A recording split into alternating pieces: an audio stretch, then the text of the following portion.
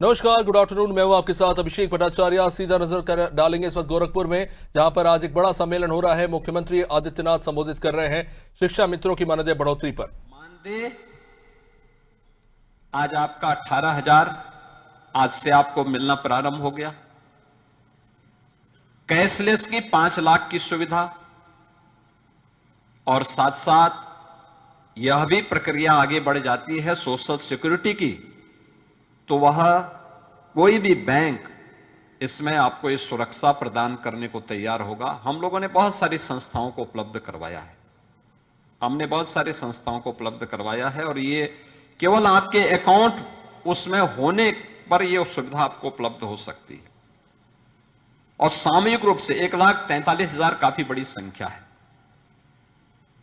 शिक्षा मित्रों के लिए सरकार ने पहले भी इस बात को व्यवस्था की है कि भाई उनको प्रयास होना चाहिए कि उनके जिले में और उनके नजदीक के विद्यालय में उनको तैनाती मिले।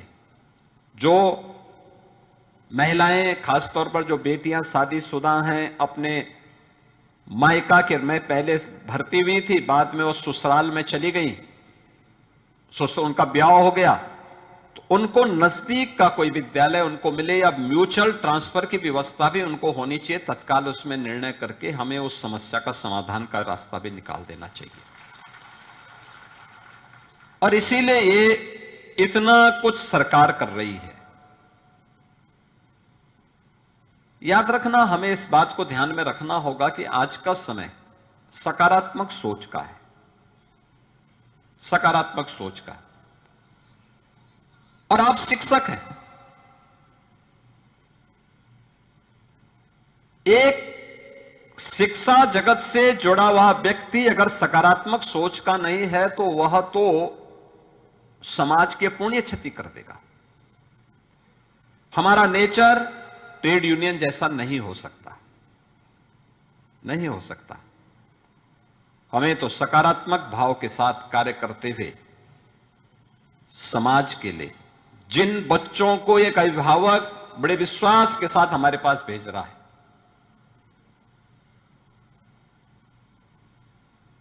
उन बच्चों के भविष्य को बनाने की जिम्मेदारी आपकी पर है। अगर आप सकारात्मक ऊर्जा से भरपूर नहीं होंगे तो बच्चा तो उसका न्यू ही कमजोर हो जाएगी, गड़बड़ हो जाएगी।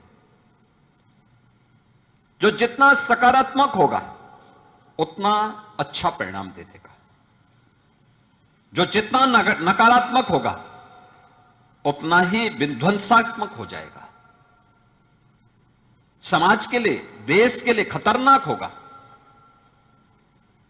जब प्रधानमंत्री मोदी जी के नेतृत्व में हम नए भारत का दर्शन कर रहे हैं, कितनी मजबूती के साथ देश आगे बढ़ रहा है।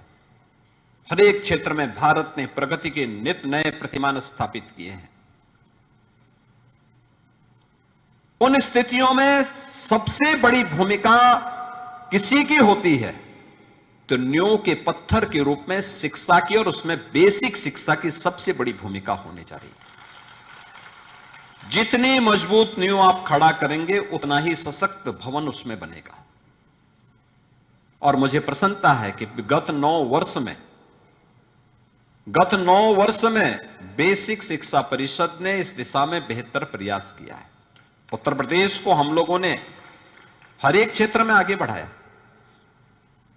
लेकिन वो परिवर्तन दिखता है। ऑपरेशन कायाकल्प, आज विद्यालयों में आप जाइए, क्या परिणाम है।